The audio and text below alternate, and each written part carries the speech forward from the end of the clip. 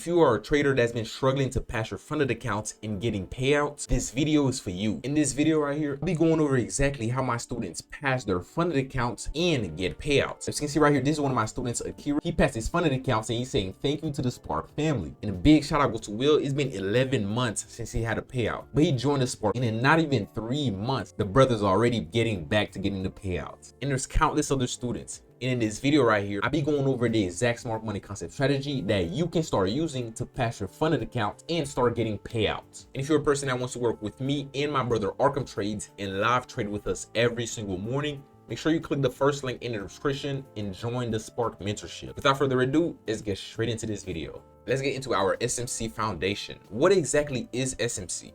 The institutions, they move the market, not the retail. SMC just stands for smart money concepts. We have to know that every move in the market is engineered to grab the liquidity and to manipulate sentiment. What smart money does is that they move the markets and that they control the price action and where exactly that manipulation will happen. So for us, all we have to do is follow the smart money footprint, then we'll be able to trade alongside smart money. Why exactly is market structure so important? It's because we have 3 important phases. We have our accumulation phase. This is our order building phase. We have our manipulation phase. This is where price either reaching prior highs or prior lows depending on the trend.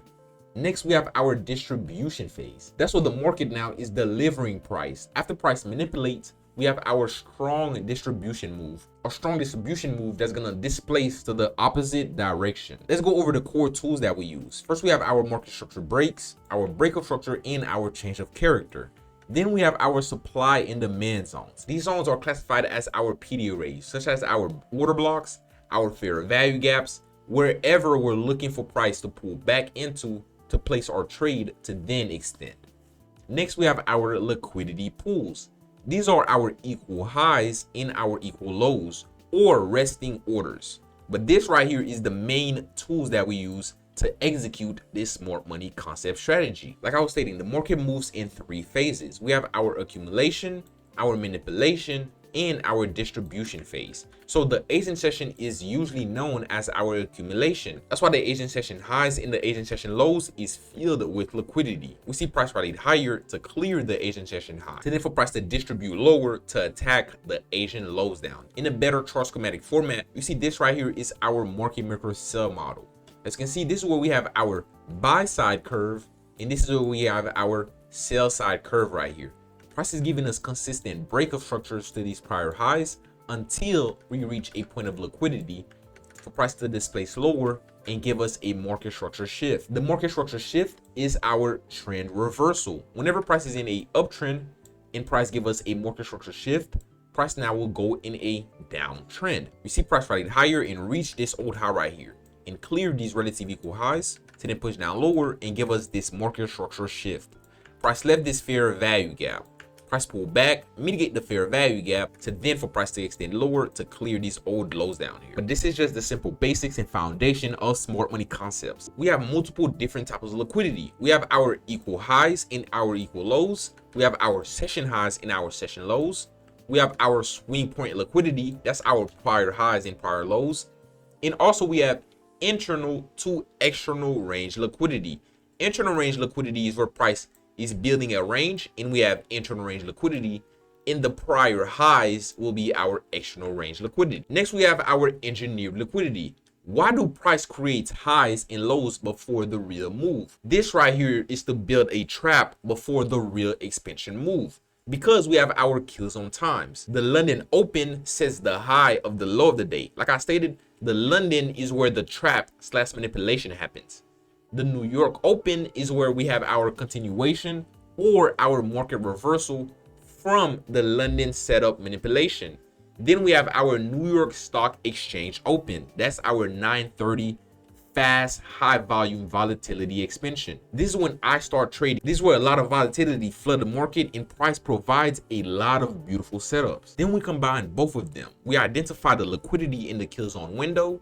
Then we wait for our manipulation, then our displacement, then finally our confirmation to then for price to distribute. We have multiple points of liquidity. As you can see, we have our ranging market structure. This right here is our accumulation liquidity, where price is just building orders inside of this range right here. Liquidity is above and below the old range. The main reason we don't take trades inside of these consolidation zones is because of this right here. Look how price wick lower to clear the consolidation low, to then expand higher to clear the consolidation high. That's why even though on the lower time frame you may see a lower time frame setup, we always advise everybody, right, to never take trades inside of these consolidation zones.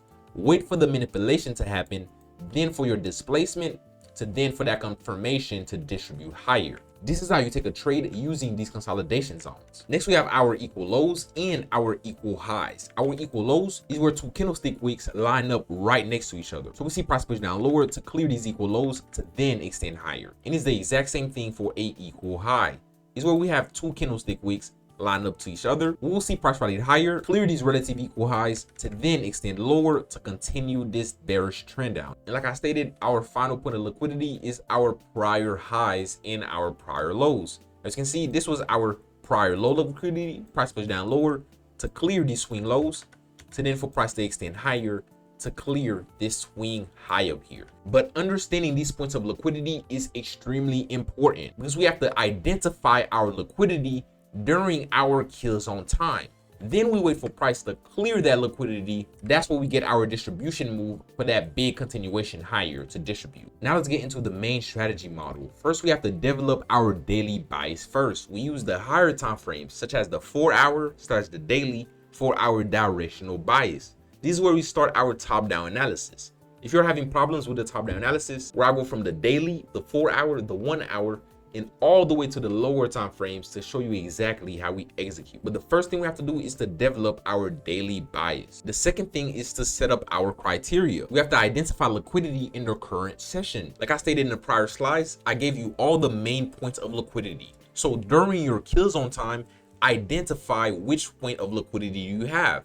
Do you have a prior session low, a prior session high, a prior daily low, or a prior daily high, a consolidation liquidity, or a equal low or a equal high? These are the points of liquidity that we have to identify during your session. And then for second, we look for price to manipulate into that liquidity. So if you have an equal low during the kill zone time, you want to see price push down lower to clear that low. Then for number 3, after price clears that liquidity low, you want to see price extend higher and give you a market structure break. This is going to be your break of structure or your change of character. Price push down lower and manipulate this Asian consolidation liquidity. The third thing we're looking for is that market structure break. You want to see price extend higher and give you a market structure shift of this high. Price was once in this downtrend, price now will be pulling back in this uptrend up here. For number 4, we'll refine our point of interest to a order block or to a fair value gap. Price will either leave a fair value gap or a order block. You want to see price pull back, mitigate that zone to then extend higher. For number 5 is we enter with confirmation on the lower time frame break plus either a breaker or a mitigation order block. That right there will be our setup criteria. So first we identify our liquidity. Second, we wait for that manipulation. Third, we get our market structure shift. Fourth, we'll refine our point of interest to a order block or a fair value gap. And fifth, we enter with confirmation. For me personally, I risk 0.5 to 1 to 2% per trade. And I always take my partials at a 1 to 2 to a 1 to 3R target. And if we have any higher time frame targets like a previous day high, then I'm gonna let a runner run to that higher time frame target. But why exactly does this work? This works because it combines timing and market structure into one repeatable process. This is why my students are passing funded accounts and they're getting payouts, because it's a repeatable daily process. You can go on your charts and repeat this every single day. Some days you're gonna see great setups, some days you're gonna have slow days. Dash trading, but this strategy is consistent and it works. I hope you guys been taking notes. Without further ado, let's hop right on the charts. Now that we're on the charts, I'm currently on the 1 hour time frames. I'm gonna develop a higher time frame bias before I scale down to the lower time frames. Marked in gray is our Asian session. So we see price push down lower to clear these Asian session lows and clear this prior low right here to then extend higher and give us this breakout structure. So this gives us a new dealing range from these lows to this high right here. So this right here was the prior day's range right here. That's kind of why I used the 1 hour. The 1 hour kind of showed me the whole session for the prior days. As you can see right here, then we have our Asian session accumulation building again. We see price left this 1 hour order block right here. So this is going to be our higher time frame zone. We're not going to take our entry right in this zone right here because this is way too big. What we want to see is for price to push down lower, to manipulate these old Asian lows, to tap inside of our zone, to then give us our confirmation like we stated, to then distribute higher.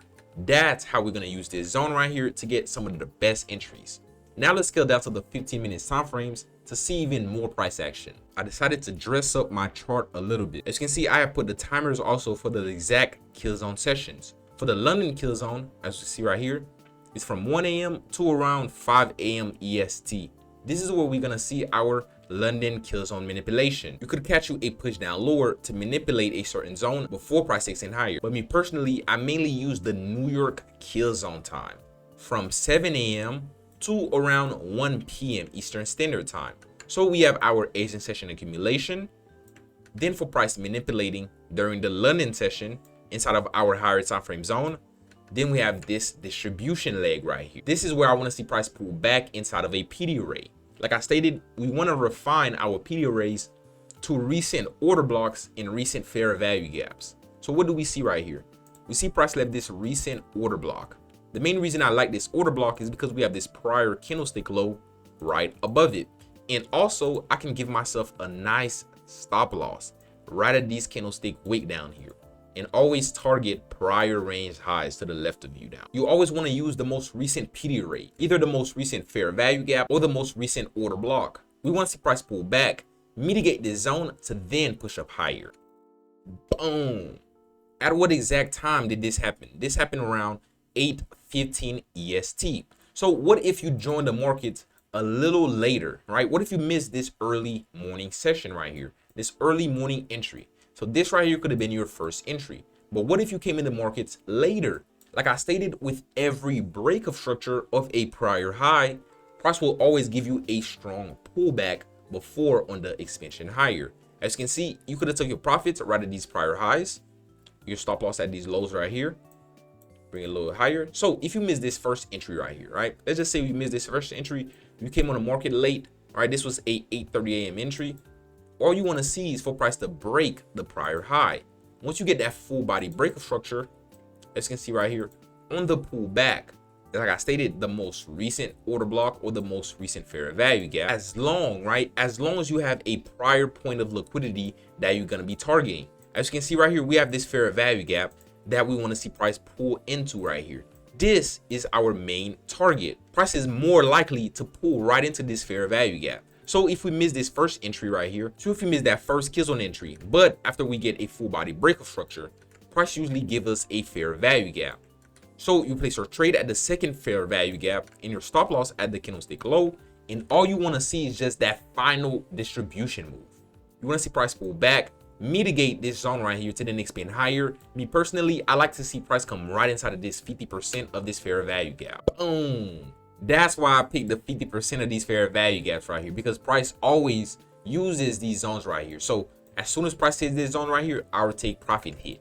But look at this right here. If you held your first trade and the second trade, you would have caught two beautiful trades. This right here is how my students are passing their funded accounts and they're getting payouts consistently, because this strategy is repetitive and it works every single week. I had simplified the whole strategy inside this video. I had simplified the strategy for this video, but I have hundreds of videos on YouTube and access to a full 1-hour trading course where I break down every single concept, and it's all on my YouTube channel. So make sure you go through my channel and go over this right here. Well, this is it. I hope you got a lot of value out of this video. If you want the full PDF of this exact video, click the first link in the description and join the Spark Trading community, where you have access to a full library and a full trading course of me and my brother Arkham Trades, of all our PDFs and our free trading course where we go over this complete concept. Make sure you like, subscribe, and comment down below any video suggestion or what do you think of this video right here. I love all of the feedback. But this is it. Spektrades out.